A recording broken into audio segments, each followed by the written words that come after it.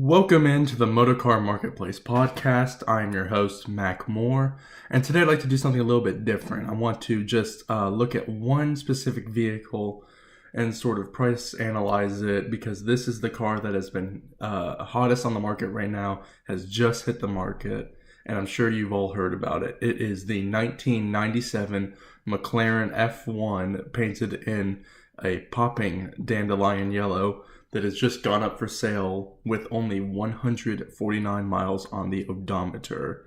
This is for sale by Tom Hartley Jr. Came up, today's Thursday. I think it came up on Tuesday or Wednesday of this week is when this broke the news. And this vehicle is so new that it still has its factory packing, a sheath of plastic protectant over the Alcantara interior, as well as a couple other options. So let's break down that car and then we will get into pricing for it.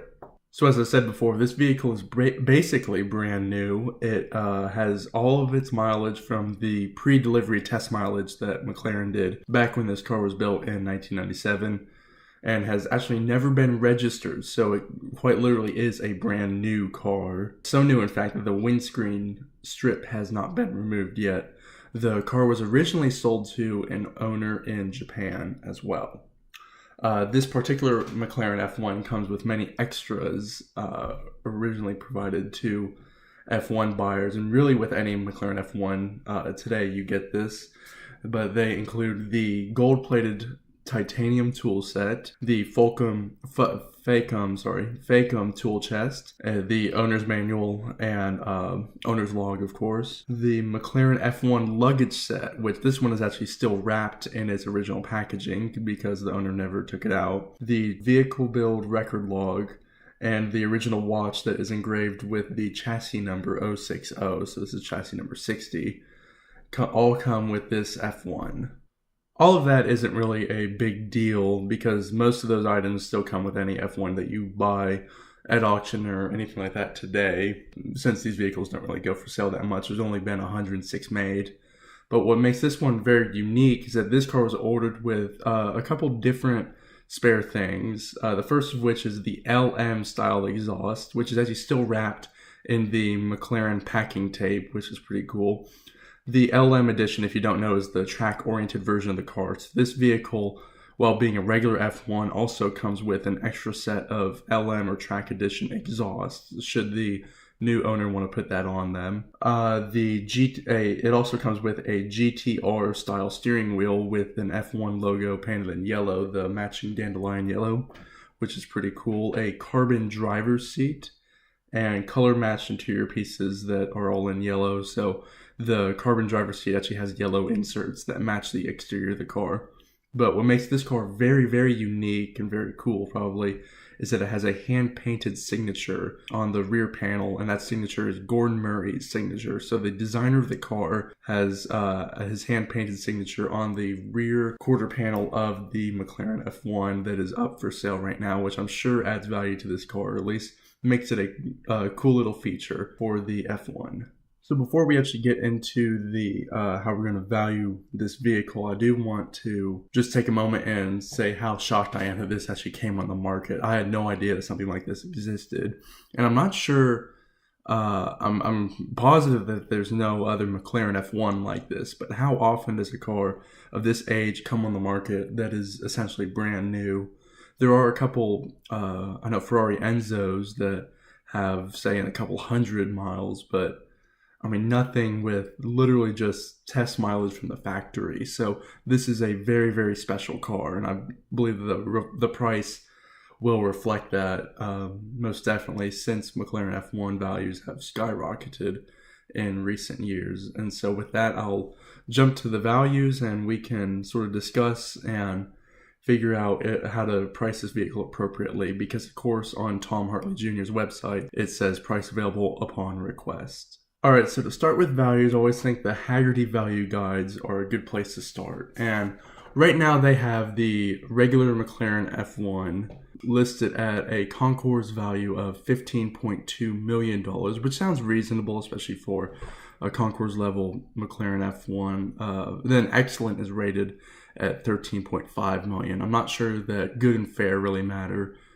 just because there's probably no good or fair value McLaren F1s on the market right now. All of these cars are taken care of immensely by their owners, all 106 of them. So there's nothing to worry about that. If you're going to buy a McLaren F1, then it will be top of the line regardless if you buy the chassis number 001 or chassis number 106. They're all going to be high line concours level cars. So with that being said, 15.2 million is probably a good estimate for Hagerty value guides, but for this vehicle, I don't think that is enough. I think the car will be worth more, and as I said before, McLaren values have skyrocketed.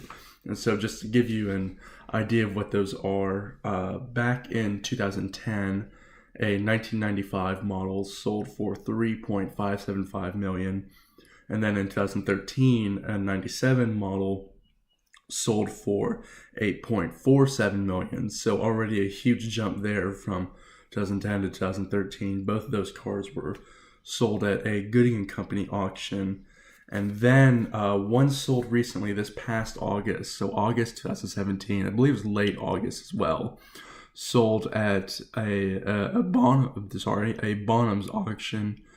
This was chassis number 040, sold for $15.62 million, so already $400,000 above what the Hagerty value guide gives as a number one. Now, that one that sold last August was a 1995 model, painted in silver, and had a little bit of notoriety to it, as it was the first McLaren imported to the U.S., and the car was also offered by its original owner, which is always good. Had extensive service records, obviously, like every F1 does, and had only 9,600 miles on the odometer. So this one is quite special as well. However, I don't think it is as special as the McLaren F1 that is for sale right now, the dandelion yellow. And I'm not really a huge fan of yellow cars personally, but on the F1, it looks phenomenal. So I do think that yellow does add a little bit of value to it over what the silver one that sold in August has. Another value that I researched while trying to figure out how to price this F1, I also looked at the McLaren F1 LM edition. What does the Hagerty value guide give those? And they say a concours level 1 is worth $17 million. So now the question I think becomes, how much is this McLaren F1 worth, especially with so few miles? And I believe that it is going to fetch above 16 million, perhaps up to 18 million. I think the asking price for this is probably around 20 million to be realistic. And honestly, that number, if this goes into a bidding war, that number could be what the selling price is at, maybe even a little bit above 20 million. But if I were to put a solid estimate on this car, I think that it would be between 18 and 19 million. That seems like a more than fair number considering how hyped up this market is over the McLaren F1 as of recently, especially with the huge increase in values in these cars. I certainly think the seller is smart in just getting rid of it now or selling it now, because it seems to be the perfect time to do so. The McLaren F1 market is almost peaking, it seems, but for all I know, these values could go up to be even more, and this could be a good buy for whoever ends up getting it. And for whoever ends up getting it, I really do wonder what they'll do with it. I have a couple questions for them. First and foremost is, how much are they going to pay? I'm sure more than sure, that figure will not be disclosed to the public, but, my estimates still will stay between the 18 and 19 million. I'm sure that is however much this wealthy individual is going to be sending a wire transfer to. And I also wonder, are they going to actually drive this car? Is this vehicle going to go to someone who's a collector and a museum piece collector, or are they actually going to want to drive this car, not necessarily drive it on this racetrack, even though that's probably something that they more than likely could do, but is this a car they're going to use to go to the shopping center or something like that? Without a doubt, I think that no one buys this car and doesn't drive it This is not investment for the short term, of course. In my opinion, it's not investment for the short term. Unless this new owner wants to keep it for another 25 years, then sell it during the 50th anniversary of the McLaren F1. But I personally don't think that anyone is going to buy this vehicle and then just keep it in their garage, or at least not even take off the packaging and the plastic sheath that's covering all the Alcantara interior and covering up the seat and the steering wheel. I'm sure they will use it, but that depreciation hit is surely going to hit unless this car keeps some sort of notoriety amongst all other F1s and keeps extremely low mileage. If I personally were the owner, I would drive it sporadically and almost as little as possible, but I would still drive it. There's so much value within the low mileage of this car. So if you are going to want to sell it in the future, you would be smart to keep driving it at just under 100 miles a year, maybe 150 miles a year. But if the new owner really does want to retain its value, then that's a step that's going to have to be taken. So as we all envy this new owner of what's basically a brand new McLaren F1, we all have to take into consideration they are paying a hefty premium just because of it being a brand new car. And so that is going to be something that I'm sure that we'll all keep our eyes on. And maybe one day this car does go up for sale again and that the plastic sheathing was never taken off. So we will just see and time will tell. So that does it for this short episode of Motorcar Marketplace. I think I'm going to keep doing episodes like this instead. I kind of like it where we just analyze one car that's currently for sale on the market and see what we can put a value on for it, especially if it's a vehicle that has price on request. That would be very cool to do, is just analyze the market and give fair estimates for this. Again, my estimate for the McLaren F1 that's currently for sale is an asking price of about $20 million, maybe a little bit more.